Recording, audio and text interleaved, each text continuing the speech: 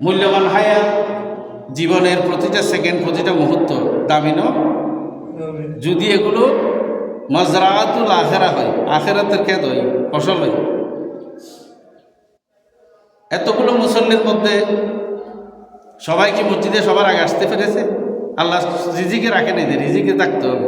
রিজিক মানে শুধু খানা নয়, রিজিক মানে টিয়া পয়সা নয়, রিজিক মানে সুন্দরীকে বিল্ডিং বানানো, 5 ওয়াক্ত নামাজ জামাতে পড়তে আল্লাহ সুযোগ দেওয়া, শেষ রাইতে তাহাজ্জুদের মসল্লায় দাঁড়িয়ে আল্লাহ দরবারে কাঁদতে পারার সুযোগ যদি আল্লাহ দেয়, আল্লাহর কাছে কাঁদার সুযোগ যদি হয়, আল্লাহর দিন ধর্ম যদি বুঝে, আল্লাহকে যদি চেনার সুযোগ হয়, আল্লাহ নবীর মোহব্বত যদি অন্তরে ধারণ করতে পারে, এটা সবচেয়ে বড় রিজিক। এক দর্দ কা মারা রোতা হ্যায় জব সারা আলম সোতা হ্যায়।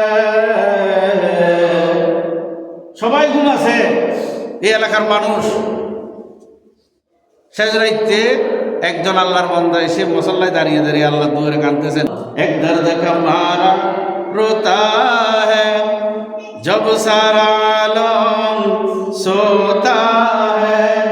এই শেষ রাইতে তাহাজ্জুদের মুসল্লায় দাঁড়াইতে পারা আল্লাহ যদি তৌফিক দেয়, এটা হচ্ছে সবচেয়ে বড় রিজিক। সকলে বলে সুবহানাল্লাহ। শুধু মাছের গোস্ত ফলম ফরমা খাইতে পারো নিয়ে রিজিক নয়, এগুলো খাওয়ার পরে শরীর এটা যদি জাহান্নামে যায়, এই রিজিকের কোনো দাম আছে না? আছে না? নাই। সেই জন্য আসল রিজিক হচ্ছে আল্লাহকে ডাকার জন্য, মসজিদে আসার জন্য সময় থাকা, আল্লাহর দিন ধর্ম পালন করার তৌফিক হওয়া, আল্লাহ নবীর সুন্নতের ইত্তেবা করা, জামাতে নামাজ পড়ার জন্য আল্লাহ সুযোগ দেওয়া, আল্লাহকে চেনা, আল্লাহর হুকুম মানা, নবী সুন্নতের অনুসরণ করা, এগুলো যাদের তকদির আল্লাহ রাখছে, এটা চেয়ে বড় রিজিক আর কিছু নেই। সকলে বলেছে তো রিজিক মানে শুধু খাওয়ান নয়, হয় না? অনেকেই বিয়ে শাদী করে, সুন্দর সুন্দর বিয়ে করে, মনে করো তাই এই এলাকার মধ্যে সেরা মানুষ, আর বহুত সুন্দর আর কি হয়নি, এরকম বহুত জন মনে করে। হ্যাঁ, কিন্তু এবার কথাবার্তা এক মন চিনি দিলে খাওয়ানো যায়, এটিলে আসার নেই। আচার ব্যবহার বিবেহে বিয়ের এই সুন্দরের মূল্য আছে না? আছে না? নাই। আরেকজন বিয়ে করেছে, তার বউ যা ভাই তাতে শুকরিয়া আদায় করে, সবর করে, নামাজ নিয়মিত করে, নফল রোজা রাখে, কোরআন তেলাওয়াত করে, পর্দা নসীন হয়ে চলাফেরা করে, বউ সুন্দর হইল মিডিয়াম লিখে। এটা হচ্ছে তার জন্য আল্লাহর কোরআন মতে সবচেয়ে বড় উপহার, বড় হাদিয়া।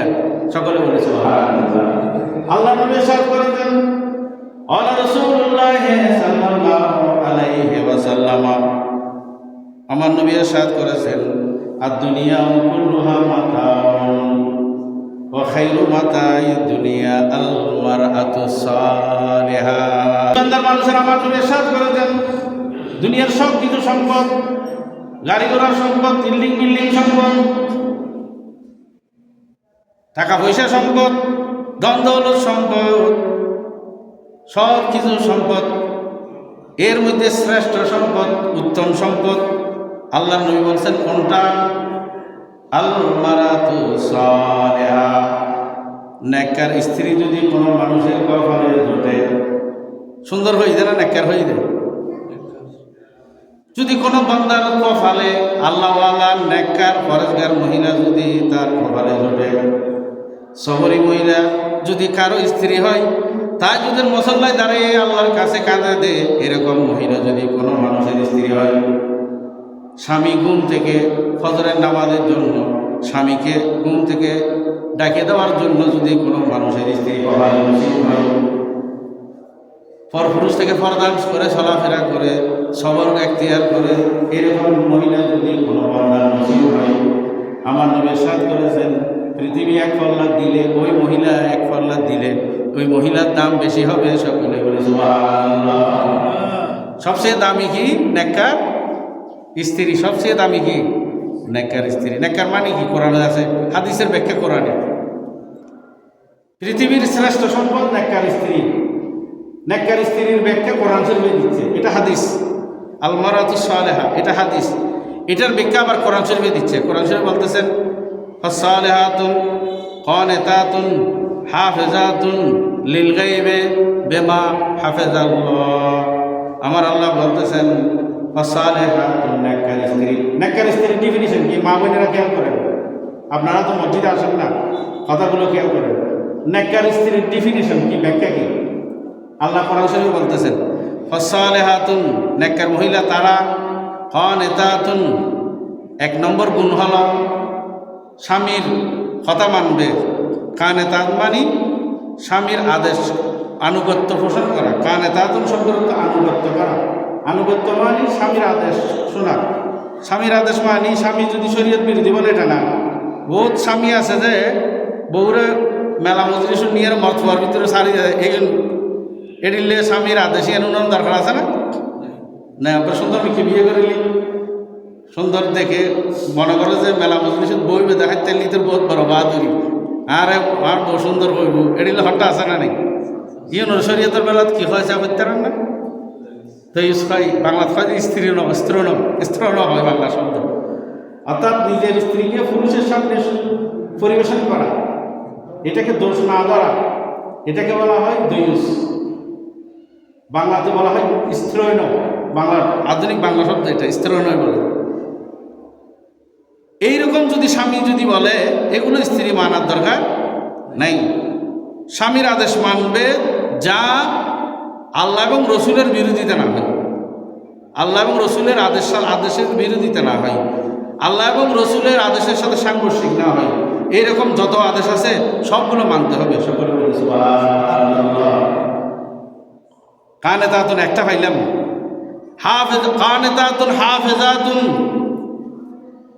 দুই নম্বর হলো হাফেজা। হাফেজা মানে সেভ করে, রক্ষা করে। হাফেজাতুন কানেতাতুন হাফেজাতুন লিল গায়বি, স্বামীর উপস্থিতিতে স্বামীর অনুপস্থিতিতে নিজের ইজ্জত, শরীর, সম্ভ্রম এগুলো রক্ষা করে, ফরফরুজ থেকে সেভ করে, নিরাপদে রাখে স্বামীর আমানত। একজন মহিলা যদি নিজেকে সেভ রাখে ফরফরুজ থেকে, এটাকে বলা হয় হাফেজাতুন লিল গায়বি।